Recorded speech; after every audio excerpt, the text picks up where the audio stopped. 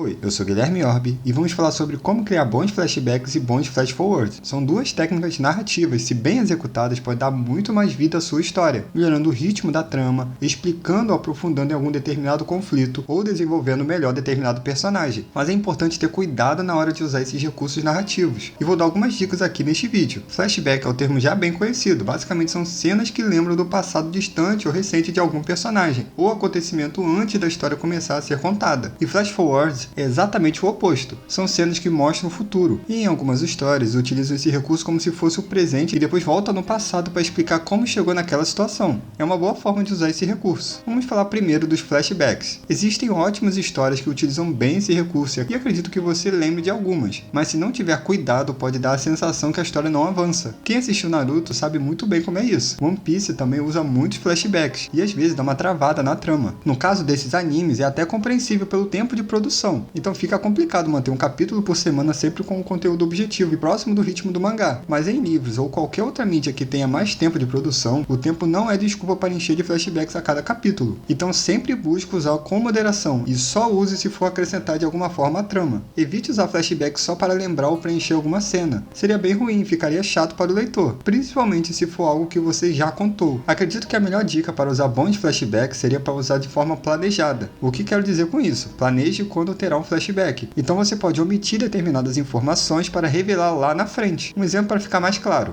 O detetive descobre uma pista importante e revela parte do plano, mas não mostra tudo o que fez para pegar o assassino. No desenrolar da história, o assassino acha que conseguiu escapar, mas na verdade o detetive revela através de um flashback que tomou medidas antecipadas para impedir, como se tudo já estivesse previsto. Nesse exemplo, o flashback é fundamental para o desenvolvimento da trama. A história não teria o mesmo impacto se todo o plano fosse revelado logo no início e seguisse tudo como planejado. Como aqui no exemplo o objetivo seria mostrar que o detetive é inteligente, essa seria uma boa forma de mostrar suas qualidades. E acredito que já tenha visto isso em séries de investigações criminais. Outra forma boa de usar é contar uma história que é construída através de flashbacks. Assim teria uma estrutura mais complexa e não caberia no perfil de quem não gosta de planejar para escrever, ou pelo menos ficaria muito mais difícil sem planejar o roteiro. Voltando ao exemplo do detetive, em outro caso desse mesmo detetive, ele foi preso por uma falsa acusação de ter cometido um crime. Na sala do interrogatório, ele começa a contar o que aconteceu para chegar até ali. É uma combinação de flashback e fast forward. Mas nesse caso, o que ele conta sobre o que aconteceu não seria o desfecho da trama, pode ser apenas parte do caso. Ele poderia estar ali permitindo ser interrogado, mas na verdade o detetive está colhendo informações sobre quem está investigando ele. Poderia ser um policial suspeito, e no decorrer dos flashbacks ele começa a revelar coisas que só o verdadeiro criminoso poderia saber, armando uma armadilha para o suspeito. Outro uso possível para o flashback seria o clássico lembrança do passado, mas tome cuidado com isso. Aqui entra o que falei sobre cuidado com o exagero. Evite usar muitas lembranças sobre o passado, a não ser que a história seja desenvolvida de acordo com o que aconteceu no passado. Um exemplo seria aquela série adolescente até meio antiga, Os 13 Porquês. Não vou entrar no mérito se é boa ou ruim, mas a história é desenvolvida de acordo com o que é revelado com as fitas. E já que falei sobre essa série, ela entra na questão do cuidado caso essas lembranças sejam traumas pesados. Não precisa entrar em detalhes muito pesados sem necessidade, ou deixar claro já no início que a história vai tratar de temas mais sérios. Até a sinopse pode indicar isso, porque essa série trata de um tema muito delicado de uma forma bem questionável. O assunto que a série trata vale ser debatido, mas a forma que é apresentada é desaconselhável, tanto que nem posso indicar para menores de idade, ou que esteja passando por algum problema mais pesado assistam a série. Já adultos, principalmente que tenham filhos adolescentes, já valeria a pena assistir. Não é recomendado abordar detalhes sobre como tal personagem tirou a própria vida, principalmente se for algo realista, abordando problemas que muitos jovens podem estar passando. Já falei melhor sobre como abordar temas sensíveis em histórias nesse vídeo aqui, mas vale o reforço, porque imagino que muitos autores acabam usando os flashbacks para mostrar um passado triste que poderia justificar as atitudes do personagem. Nesses casos, não aconselho entrar em muitos detalhes de como tudo aconteceu, mas depende do seu público-alvo. E também vale lembrar que não é necessário o personagem sofrer todo tipo de violência física e emocional para mostrar que ele sofreu. Às vezes, um ou dois motivos graves já é o suficiente. Já falei isso em outros vídeos, mas não precisa fazer sua protagonista sofrer tudo que a mulher poderia sofrer para mostrar o quanto ela é depressiva ou forte. Pode ficar forçado. Então tenha não apenas cuidado com o número de flashbacks, mas também o que eles mostram ou revelam. O ideal, eu diria, que é usar para agregar a narrativa da trama, mostrar cenas pontuais, só se alongar se for muito necessário, ou fizer parte da condução da narrativa. Também usar com planejamento e inserir onde ficaria melhor, seja para revelar uma informação ou para desenvolver determinado personagem. Ou seja, já comece a escrever sabendo, ou pelo menos ter uma boa ideia das informações que vão ser reveladas através de flashbacks. Isso vai deixar mistérios no ar, ou necessidade de explicações para fazer sentido na cabeça cabeça do leitor, e quando for revelado, tudo vai fazer sentido. O leitor pode pensar, então é por isso que ele fez tal coisa, ou foi isso que realmente aconteceu? E sobre os flash forwards, não são tão diferentes, a diferença é que eles já cabem mais improvisação, e diria que ajuda a acelerar mais o ritmo. Mas acho que usar mais de uma vez na história pode ficar estranho se não for bem feito. Realmente acho que os flash forwards são mais impactantes quando usados poucas vezes na trama, talvez só uma vez, mas é só opinião. Não tem regra impedindo de usar mais vezes. Uma forma muito usada é no início de uma história. É o clássico, para explicar o que está acontecendo vou precisar contar a história. Assim a trama começa. Mas também pode ser usada no meio da trama. De repente, no meio da guerra, tem um salto temporal na narrativa. Acontece uma coisa que parece que é no presente, mas na verdade vai acontecer no futuro. Acontece a cena e depois poderia voltar. Como se mostrasse o que aconteceu visto pelo ângulo de outra equipe até chegar na cena anterior. Vamos usar o exemplo do detetive inteligente para explicar o que poderia fazer nesse caso. Daqui a pouco saio com o roteiro completo de uma série de investigação criminal só com esse vídeo. Vamos lá. O detetive precisa investigar uma casa abandonada no meio de uma floresta afastada. O caso é a morte de uma senhora de uma forma bem misteriosa, e todo mundo acha que foram espíritos de antigos parentes. Poderíamos iniciar o capítulo dessa série de exemplos com o detetive vendo uma aparição fantasmagórica, e depois já cortar para o início do caso, com ele dizendo que fantasmas não existem e vai provar que o caso é pura armação. Nesse exemplo, se o objetivo fosse o suspense e o terror, não faria muito sentido revelar uma aparição de um fantasma logo no início. Já que se trata de um detetive cético, já muda o tom do mistério. Entende que o flash forward precisa estar de acordo com o tom da história? Avançando no exemplo, poderíamos criar outros flash forwards só para explicar a outra possibilidade que comentei antes. É o mesmo caso. Já estão investigando a mansão. Eles se dividem porque por alguma razão todo mundo acha que é uma boa ideia ficar sozinho em uma casa abandonada no meio do nada.